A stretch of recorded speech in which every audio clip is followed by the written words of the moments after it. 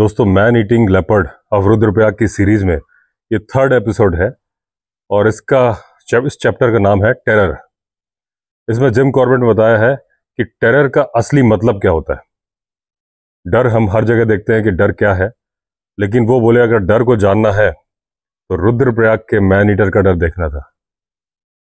उस डर का जो कि 500 स्क्वायर किलोमीटर में एरिया में रहने वाले लोग महसूस कर रहे थे, जिस डर को 50,000 लोग वहां रहते थे और 60,000 लोग जो कि तीर्थ यात्रा करते थे, हर साल वहां से गुजरते थे, चले जाते थे, लेकिन उस डर को फील करके जाते थे। वो डर कई चैप्टर्स में है और उन्होंने कई घटनाओं का डर बताया है।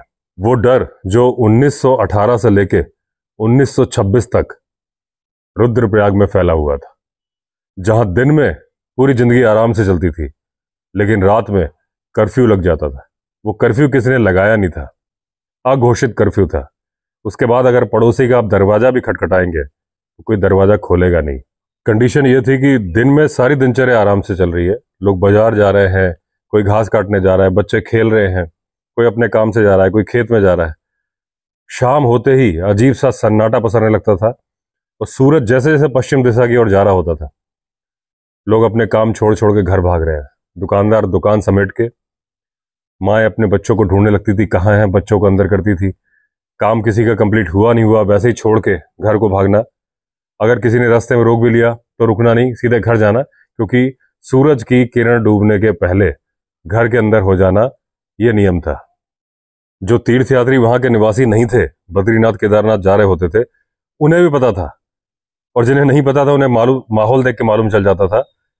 शाम होने में पहले अगर उनको कोई सराय जहां पे उनको रुकना था, धर्मशाला जहां रुकना था, वो नहीं आई है तो किसी के घर में शरण मांग लेते थे। और लोग भी अच्छे थे, खुद ही बोल देते थे कि आप हमारे घर में रुक जाओ, आगे मत जाओ, खतरा है।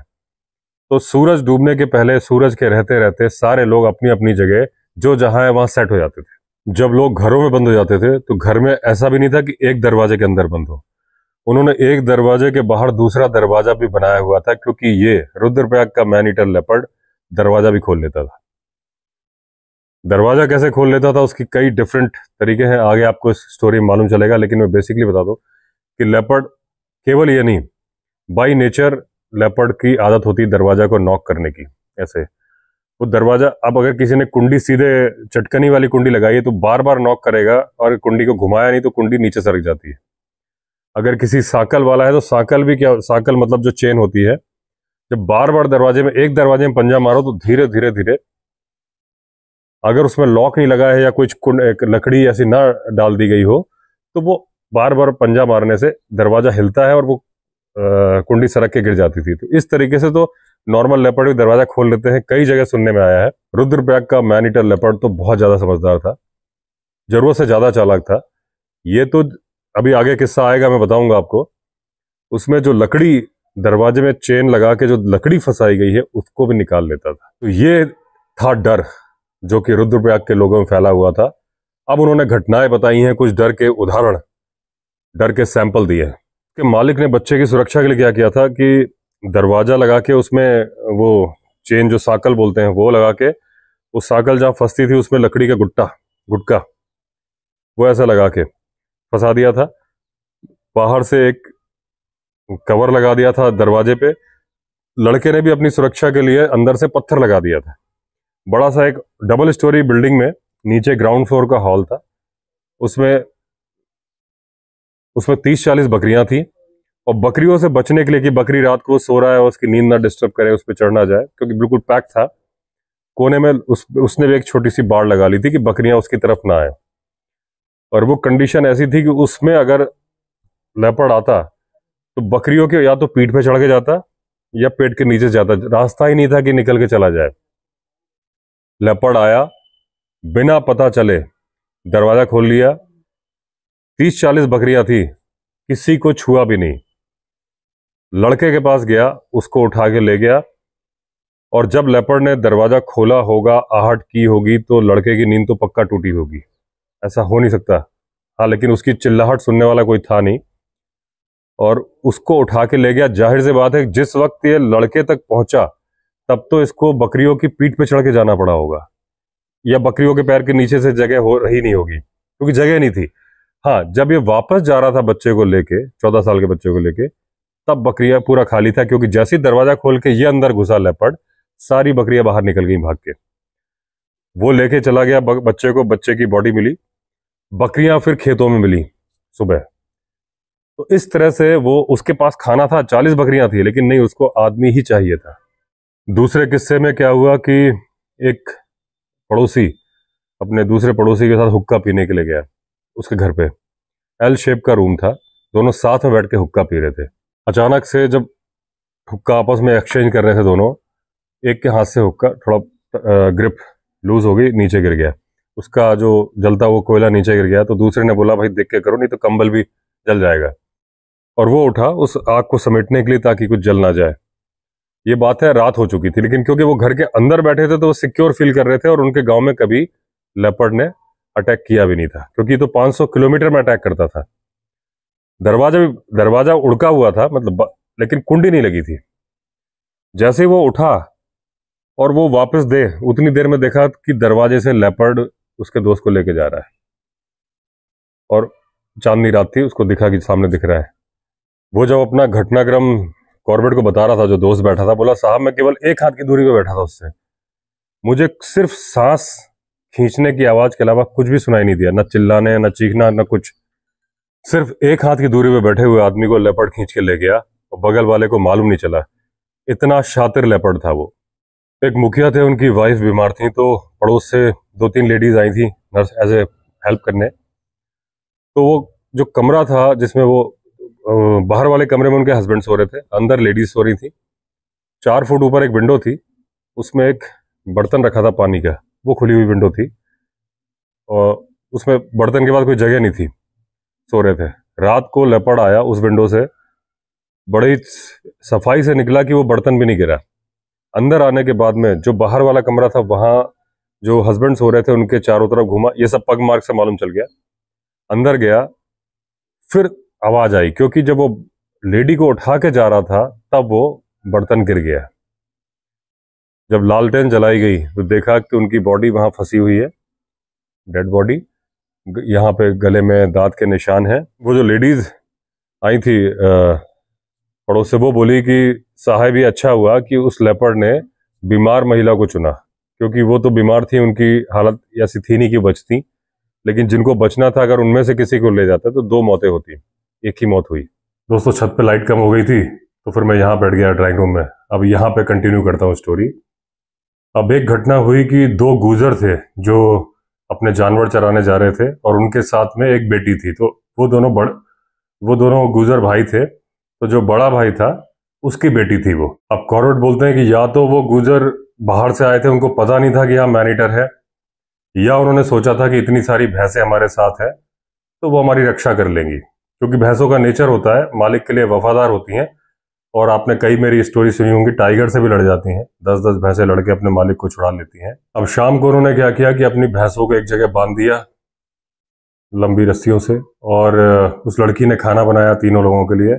खाना वाना खा के अब उनका सोने का टाइम था। अब जब भैंसों ने अजीब तरीके से डर की आवाज करना शुरू कर दिया, क्योंकि वो जंगल में जानवर चराते थे, तो उन्हें मालूम था कि ये भैंसें इस तरह से आवाज और इस तरह से परेशान तभी होती हैं जब कोई कार्निवोरस शेर, इस तरह की लेपर्ड, इस तरह की चीजें ही होती हैं। तो वो देखने गए लालटेन जला के, और जब देखा किसी की भी रस्सी नहीं टूटी है, कोई भी भैंस नहीं गई है, देखा, जब तक ये वापस लौटे जहां ये अपनी बेटी को सोता हुआ छोड़ गए थे, तो बेटी गायब थी, और जो कंबल था उसमें खून के निशान थे।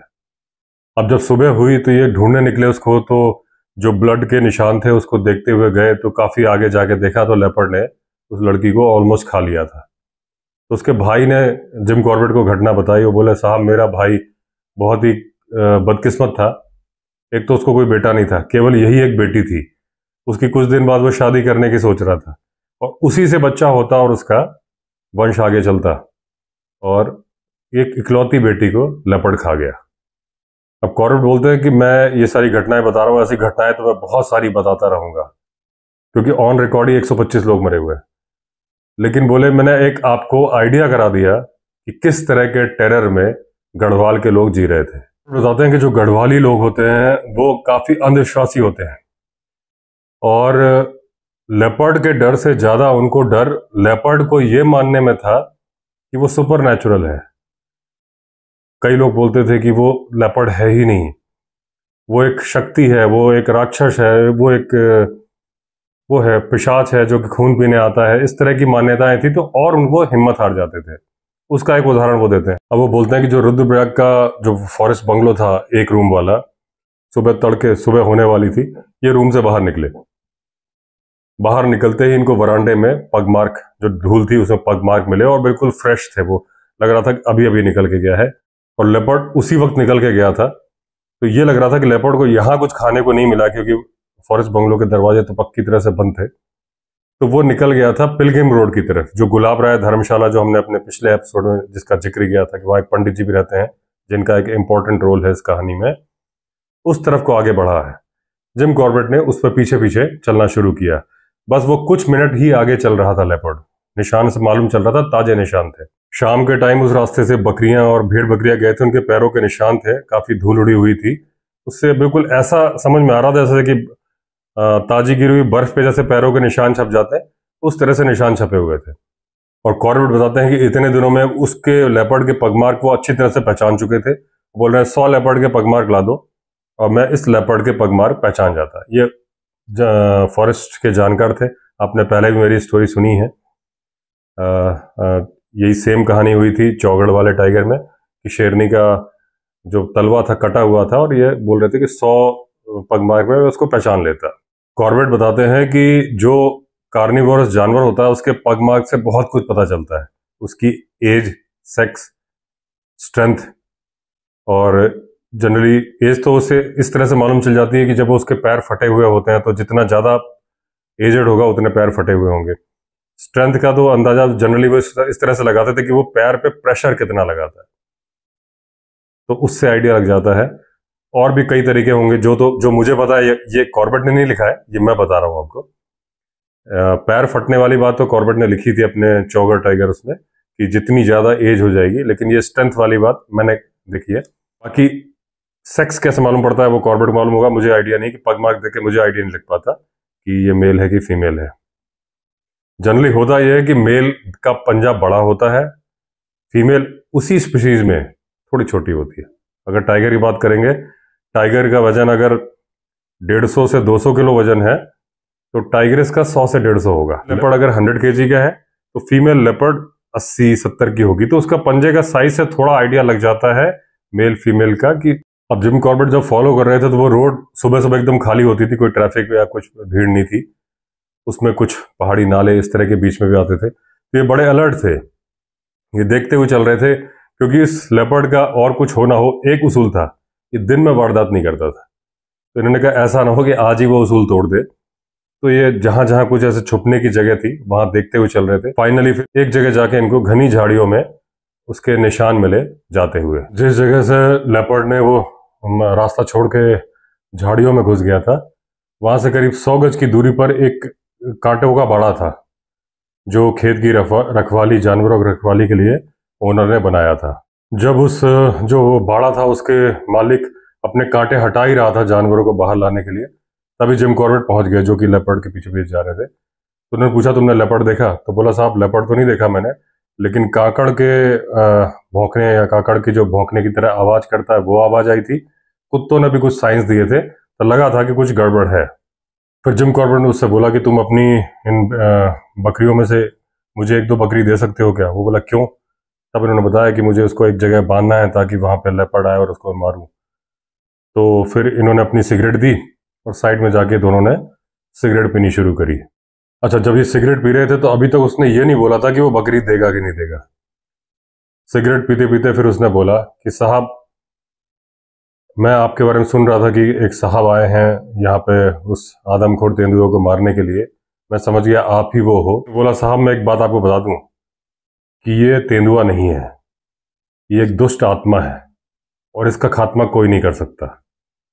तो आप कितनी भी कोशिश कर लो, बकरी बांध लो, कुछ भी कर लो, आप इसको मार नहीं पाओगे। आपको मेरी बात पे यकीन नहीं हो रहा होगा, तो मैं आपको एक वो कहानी सुनाता हूं जो मेरे फादर ने सुनाई थी। और इस एरिया में सारे आदमी जानते हैं कि मेरे फादर कभी झूठ नहीं बोलते थे, लेकिन उसके लिए दूसरी सिगरेट पिलाई है। बोलो सर, जैसे आज ये लेपर्ड है, ऐसे ही एक बार खबर आई, जब मैं पैदा भी नहीं हुआ था तब ये खबर आई कि एक तेंदुआ है जो लोगों को मार रहा है। और बहुत सारे लोग बुलाए गए, मास्क लगा के लोगों ने घेरा डाला, बॉल, बड़े बड़े पत्थर मारे, बंदूकें मारी, और कोई किसी भी तरह से उसका कुछ बिगाड़ नहीं पाया। बोले एक दिन पंचायत बुलाई गई। जब पंचायत बुलाई और यहाँ डिस्कस हुआ कि कैसे उस आदमखोर तेंदुए को मारा जाएगा, तो एक सज्जन जो कि शमशान घाट से ही लौटे थे, क्योंकि एक दिन पहले ही उनके बेटे को मार दिया गया था, वो बोले कि ये कोई तेंदुआ नहीं है, ये हमारी कम्युनिटी, हमारे समाज में से ही कोई एक इंसान है जो कि आदमियों का खून पीता है, और जब उसको खून की इच्छा होती है वो लोगों को मारता है और गायब हो जाता है। इन सबका शक डाल दिया गया एक साधु पे, जो पास में एक खंडहर टाइप का मंदिर था उसमें रहता था। अब लोगों ने, जब शक की सुई साधु के ऊपर घूम गई, तो लोगों ने अपने अपने ख्याल लगाने शुरू कर दिए। लोग बोले जब से साधु आया है तब से ही लोग मरने शुरू हुए हैं। और कल जो लड़का मर गया था, जिसके फादर ये इल्जाम लगा रहे थे कि शमशान घाट से आए थे, तो सबने बोला कि उस लड़के के मरने के बाद से साधु लगातार खुली धूप में सो ही रहा था।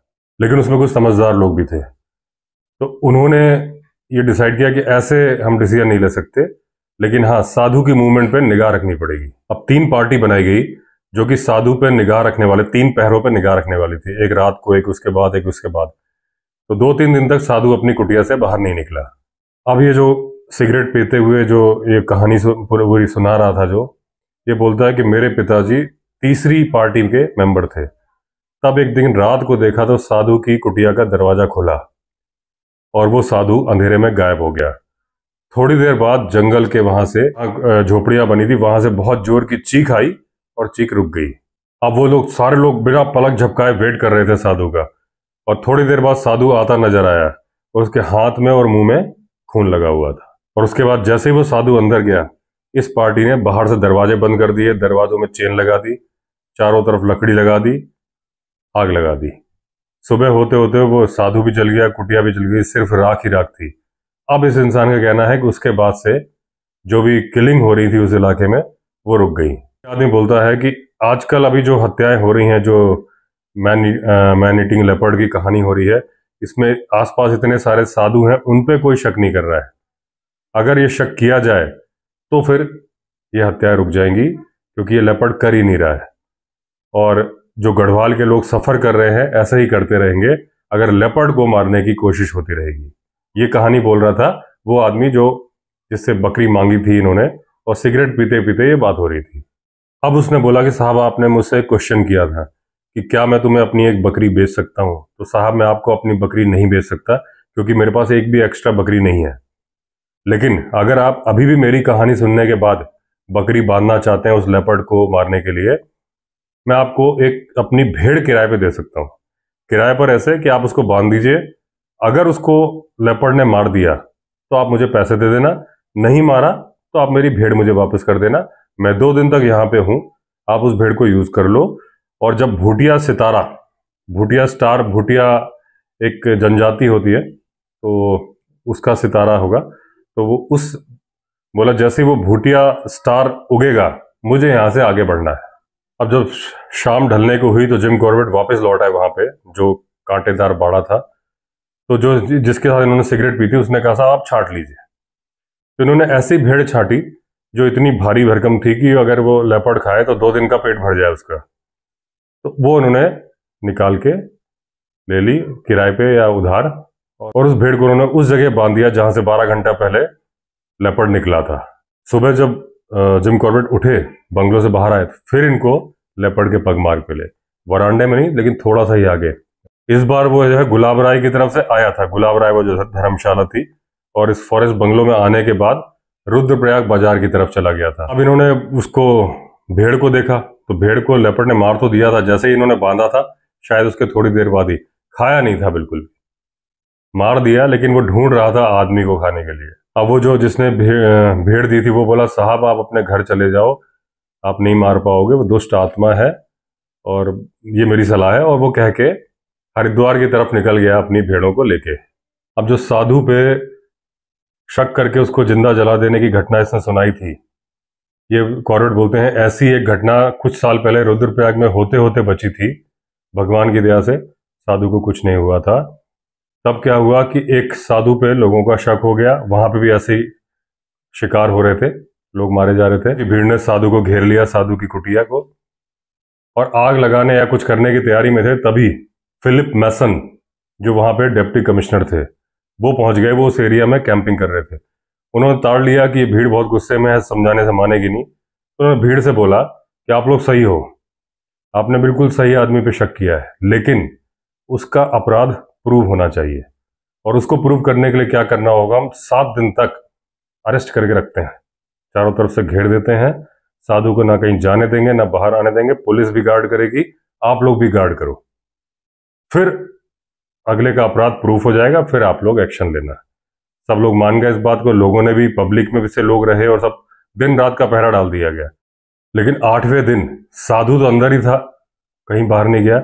8वें दिन एक घर में से एक आदमी खींच के फिर उसी तरीके से ले जाया गया जैसे ले जाया जा रहा था। लेकिन उन्होंने डिप्टी कमिश्नर को बोला कि इस बार हमने गलत आदमी पे शक कर लिया था, अगली बार हम सही आदमी पकड़ के लाएंगे। अब कॉर्बेट बताते हैं कि गढ़वाल में लोग शक करते थे साधुओं के ऊपर कि ये सारी हत्याएं साधु कर रहे हैं, और बोले कुमाऊं में लोग शक करते थे भोक्सार पे, जो तराई एरिया में रहते थे और जो जनरली शिकार करके ही अपना जीवन यापन करते हैं। साधुओं के बारे में गढ़वाल में लोग मानते थे कि उनको खून की प्यास है, इसलिए वो मारते हैं लोगों को। कुमाऊं में बोलते थे, जो बोक्सार के ऊपर शक करते थे, ये मानते थे कि वो लोगों को मारते हैं उनके गहने लूटने के लिए।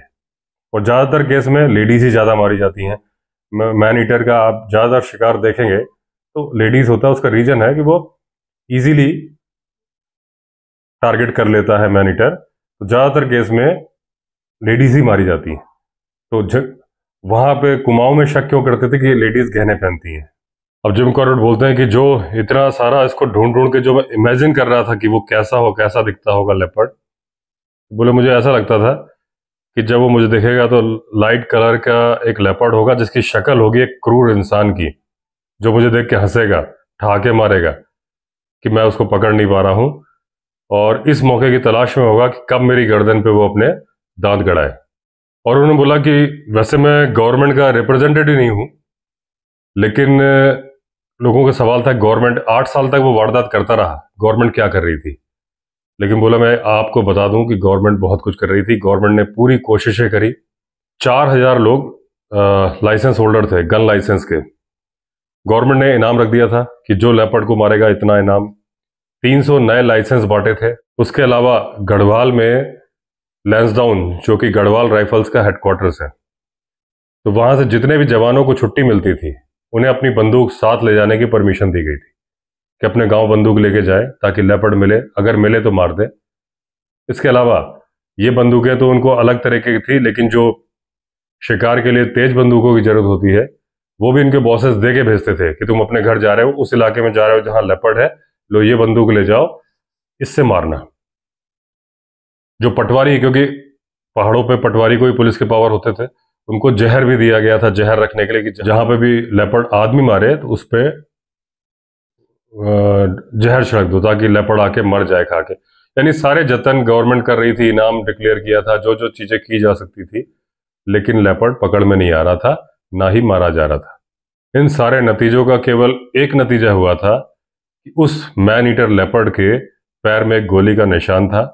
उसकी स्किन का एक जगह से स्किन भी हट गई थी, और वो उसको गोली मारी गई थी, लेकिन उसका कुछ हुआ नहीं था, घायल हुआ था वो। अब जिम कॉर्बेट बोलते हैं कि गवर्नमेंट जो एफर्ट कर रही थी उसमें से 3 बड़े रोचक किस्से हैं, वो मैं आपको सुनाना चाहता हूं। उनमें से एक था कि 2 यंग ब्रिटिशर्स 1921 में गवर्नमेंट का ये जो स्कीम निकाली थी इनाम की, उसको देख के आए लेपर्ड को मारने के लिए। अब जिम कॉर्बेट बोलते हैं पता नहीं क्यों उन्होंने ऐसा सोचा कि लेपर्ड अलकनंदा नदी को सस्पेंशन ब्रिज के ऊपर से क्रॉस करेगा, जो लक्ष्मण झूला, राम झूला, जिस तरह की, वो तो ऋषिकेश में है, एग्जाम्पल के लिए बता रहा हूं आपको, जिस तरह से लक्ष्मण झूला का ब्रिज होता है इसको सस्पेंशन ब्रिज बोलते हैं। ऐसे ही ब्रिज पहाड़ों पर ज्यादातर बनते हैं। रुद्रप्रयाग में बना हुआ था, जो कि मोटे मोटे तारों का बना होता है, चलने पे हिलता है, इसलिए उसको सस्पेंशन बोलते हैं।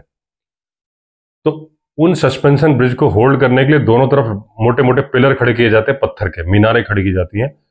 उससे नीचे और ऊपर से जो रस्सियां बंधी होती हैं वो इतना मजबूत मीनारें होती हैं कि रस्सी को थामे रखती है। आधी रस्सी ऐसी आती, आधे ऐसे आते, ऐसा बना होता है सस्पेंशन ब्रिज। एक ऑफिसर इस साइड बैठ गया उस मीनार के ऊपर, वहां मीनार में काफी जगह होती है, पूरा एक बिल्डिंग टाइप की होती है। दूसरा उस साइड बैठ गया। अब ये दोनों शिकारी जो ब्रिटिश ऑफिसर्स थे 2 महीने तक रोज उस टावर पे एक उधर बैठता था एक इधर बैठता था कि लेपर्ड रात को इस पुल को क्रॉस करेगा, हम उसको गोली मार देंगे। एक दिन ऐसा हुआ कि लेपर्ड उनको जाता हुआ नजर आया। एक ने उस साइड से फायर किया और दूसरे के पास रिवॉल्वर थी, उसने 6 गोलियां यहां से दाग दी और उनको फिर लगा कि घायल हो गया है और वो ऊपर पहाड़ पे चला गया। उसके बाद खून के निशान से ढूंढने गए, कहीं नहीं मिला। गवर्नमेंट के रिकॉर्ड में एंट्री हुई कि घायल होने के 6 महीने तक लेपर्ड ने कोई वारदात नहीं करी। अब जब जिम कॉर्बेट ने लोगों से किस्से सुने तो लोग बोले कि जो इन दोनों लोगों ने गोली मारी थी, तो जिसने सामने वाले पिलर से मारी थी उसकी एक गोली लगी होनी चाहिए थी पीठ पे, और जिसने सामने से मारी थी 6 गोली मारी थी उसमें से एक गोली सिर पे लगी होगी, इसलिए इसकी सर्च की जा रही थी लेपर्ड की। और सब लोगों ने 7 गोलियों की आवाजें सुनी थी, लेकिन जिम कॉर्बेट का अंदाजा था कि एक गोली जो लगी होगी पीछे वाले ने जिसने मारी है उसके पैर में लगी होगी, और सामने वाले की लगता है गोलियां मिस हो गई होंगी या लगी नहीं होंगी। बाद में जब ये लेपर्ड मारा गया तब उनका ही अंदाजा सही था। जो पैरों में अभी मैंने बताया कि एक निशान था, वो जो उस टावर से मारा था, और जिसने 6 गोली मारी थी उसकी सारी सारी गोली मिस हो गई थी, उसको लेपर्ड को लगी नहीं थी। तो जो खून के निशान मिले थे, पैर से खून आया था और लेपर्ड जंगल में गायब हो गया था। दूसरे किस्से में क्या हुआ कि लेपर्ड पकड़े जाने लगे पिंजरे लगा के, तो करीब 20 लेपर्ड पकड़े गए और एक लेपर्ड पे सबका ये जीरो हो गया कि हाँ जी ये वही लेपर्ड है जो मैन ईटर है। अब उसको मारने की बात आई तो बोले हिंदू पॉपुलेशन थी वो पाप से डरती थी कि अगर हमने मार दिया तो ये जो दुष्ट आत्मा है वो परेशान करेगी, तो कोई भी हिंदू मारने के लिए तैयार नहीं था उसको। तो एक इंडियन क्रिश्चियन को बुलाया गया जो उसको मारे, और जहां लेपर्ड को जिस एनक्लोजर में बंद करके रखा गया था, जब तक वो इंडियन क्रिश्चियन वहां आता उसके पहले वो गड्ढा खोद के लेपर्ड बाहर निकल गया। तो ये बोले ये संभावना थी कि ये वही लेपर्ड था जो मैन ईटर था जो पकड़ा गया था, लेकिन उसके पहले ये फरार हो गया। एक तीसरा किस्सा क्या हुआ कि एक लेपर्ड ने किल किया। अब जब उसको सर्च किया जा रहा था तो लोगों को जंगल से निकलता हुआ लेपर्ड दिख गया। लोगों ने उसका पीछा किया, जब पीछा किया तो एक गुफा में जाता हुआ नजर आया। तो लोगों ने गुफा का दरवाजा, करीब 500 लोग इकट्ठे हो गए, कांटे और दुनिया भर की चीजें लगा के उस गुफा का मुंह बंद कर दिया गया और लोग वहां पे पहरा देने लगे। 500 लोग हर वक्त वहां गैदर होते थे। 5 दिन तक ऐसा होता रहा कि 400-500 लोग गार्ड करते रहे। लेकिन उस दिन एक आदमी आया, उसका नाम तो जिम कॉर्बेट ने नहीं बताया, लेकिन ये बोला कि he was man of influence, मतलब शक्तिशाली व्यक्ति था, पावरफुल सिफारशी व्यक्ति था। उसने आके बोला कि कोई लेपर्ड वेपर्ड नहीं है इसके अंदर, ये फालतू है, और उसने दरवाजा खुलवा दिया। दरवाजा खुलवाया, वैसे ही लेपर्ड निकल के भागा। 500 आदमियों के सामने लेपर्ड उसके अंदर से निकल के भागा। और कॉर्बेट बताते हैं कि ये जो किस्से हुए थे, ये तीनों, जो उसके पैर में गोली लगी और जो वो ट्रैप में फंसा था और तीसरा जो गुफा में बंद हुआ था, ये सब स्टार्टिंग में हो गए थे, 1918 के आसपास ही हो गए थे। अगर बोले उसमें 3 किस्सों में किसी में भी लेपर्ड मर जाता, फंस जाता, तो जो गढ़वाल में सैकड़ों लोग मारे गए, इतनी सफरिंग हुई, इतने कर्फ्यू के 8 साल का जो उन्होंने झेला था, ये नहीं झेलना पड़ता और उनसे उसको निजात मिल जाती। 3 बार फेल होने के बाद वो मैन ईटर और शक्तिशाली हो गया, घूमता रहा और इतनी सारी उसने वारदातें की। दोस्तों ये था man eating leopard of Rudraprayag की स्टोरी का 3rd एपिसोड, टेरर।